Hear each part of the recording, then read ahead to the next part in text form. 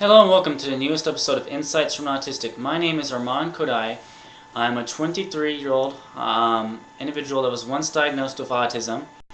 And today we're going to talk about my childhood in regards to things that I did differently as a child. Now, by no means is this going to be more comprehensive. To be comprehensive, it's just going to be a brief overview of some of the things. There's a lot of things I'm not going to talk about. There's the obvious, like a lot of other children with autism. I didn't interact with my peers much. I had maybe one other friend. At recess, I watched all the other kids play, and while they were playing, I imagined myself doing the same things that they were. So in my mind, I was playing on the playground with them, but I wasn't physically playing with them. You know, occasionally I played tag with them, but most of the time I just watched them play tag, and in my mind, imagined that I was there, you know, chasing after him, or being on the merry-go-round with the other kids. Actually, that was one thing I did do, was go on the merry-go-round a lot. I could go on the merry-go-round for hours and hours until I got super dizzy, and then I could get right back on it. Other things, I was very obsessed with my G.I. Joe toys. For like 8 hours a day it used to be. I had this turtle sandbox, and my G.I. Joes would be in it, and I would very rarely touch them. I just imagine playing with the toys in my mind. Usually I'd imagine like a cartoon sequence, like something I saw the other day, and I'd repeat that over and over and over again because I just enjoyed it so much. Another thing is that with my G.I. Joe toys is that when I wasn't playing with them in my mind, in my sandbox, is that I had to have them in the exact pose that the toy packaging had them in.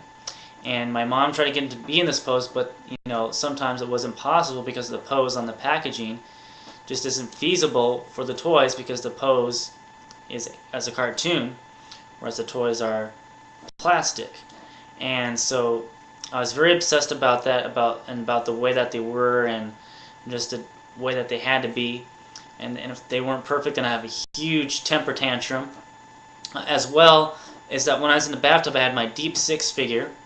And I would imagine that I was Deep Six himself, which is a character from G.I. Joe, and he had this little submarine sort of thing, and I'd be in the bathtub and I'd submerge myself, and I imagined that I was that G.I. Joe on some sort of mission, on an underwater mission, and I'd visualize the cartoon water, and I'd be there, and I'd imagine I was chasing after the Cobra enemy.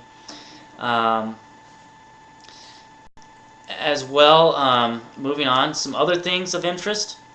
Sound. One sound in particular, the sound that annoyed me the most, and it still annoys me today, but back then, markers. The sound of markers. Alright, it is very painful. It's not a physical pain, and I don't even know if it's a mental pain. It probably is, but it's not like a headache sort of mental pain. It's very painful, and you know, you can't really compare it to other pain unless you've actually felt it, but if I were to give a comparison in terms of the level of the pain, I'd say it's like being hit upside the head by a bat. Whenever kids were coloring with markers in a class, that was just so annoying. Another thing, like, there was this bully in the playground, and he would just, boom, punch me, and in the stomach, and all the time, and he'd bully me all the time, and to be honest, I didn't really feel much pain. Another time, I went up this flight of stairs, and these were the kind of stairs that they have the rocks in them. You know, if you can imagine the concrete and all the rocks in it. So I fell down the stairs, and my face got mutilated. And then you know, I didn't cry or anything, and I just looked at my face. And I was like, "Hey, how are you? Are you okay?" She freaked out because you know I fell down like 4 or 5 steps, and like I said, you know, my face got pretty beat up and everything. Well, not really mutilated, but I still have scars from that today. So.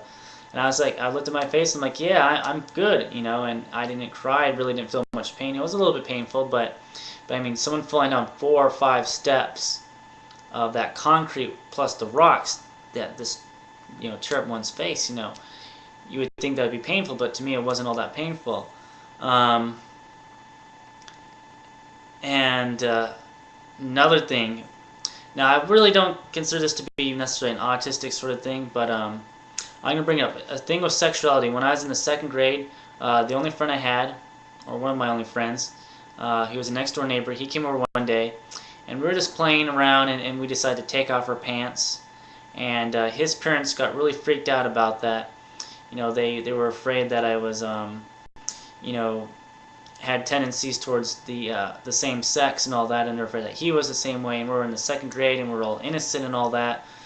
But so that was something else that occurred, and I remember the parents getting very worried about that. And then one more thing I want to talk about is how I express my feelings towards members of the opposite sex was by acting like a cat. You know, that's how I expressed my feelings. I would meow and I would claw at this girl. She was in the 4th grade and I was in the 5th grade, but the 4th and 5th grade were in the same classroom together. It was a Montessori school. And so those are some things. There's a lot more.